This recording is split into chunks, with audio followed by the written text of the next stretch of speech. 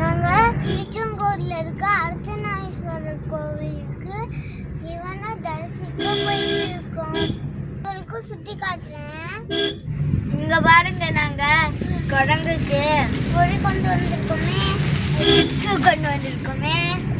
Already நம்ம குட்டீஸுங்க சொல்லிட்டாங்கங்க. எங்கே போயிட்டுருக்கோம்னா திருச்செங்கோடு, நாமக்கல் மாவட்டத்தில் இருக்கிற திருச்செங்கோடு அர்த்தநாரீஸ்வரர் கோவிலுக்கு தான் போய்கிட்டு இருக்கோம். இங்கே சிவனும் அம்மையார் தாயாரும் இணைந்த உருவத்தில் இருப்பாங்க.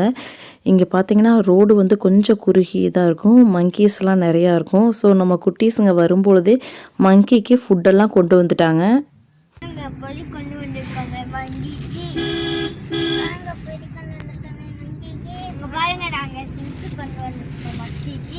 நம்ம குட்டீஸுங்க வேணுங்கிற ஸ்நாக்ஸ் சாப்பிட்டுட்டு மீதியை தான் மங்கிக்கு கொடுத்தாங்க. இப்போ ஒரு வழியாக மேலே ஏறி வந்த உடனேங்க இங்கே ஒரு ஆர்ச் இருக்கும். இந்த ஆர்ச்சிலேருந்து உள்ளே போனால் தான் வந்து நம்ம இப்போ சாமியை பார்க்கலாம்.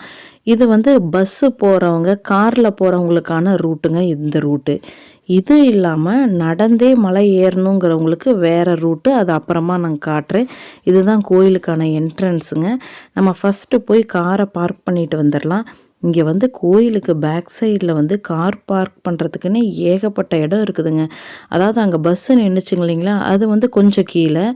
அதுவும் தாண்டி நீங்கள் மேலே வந்தீங்கன்னாவே கோயிலோட இடது கை பக்கமாக வேணுங்கிற ஸ்பேஸ் இருக்குங்க. நிறைய காரை நிப்பாட்டிக்கலாம், ஒரு 20-30 காரை நிப்பாட்டிக்கலாம். இப்போ உங்களுக்கு காட்டுறேன் பார்த்தீங்களா அந்த ஸ்பேஸ், எவ்வளோ ஸ்பேஸ். இங்கே நிறையா மங்கீஸ் இருக்குது.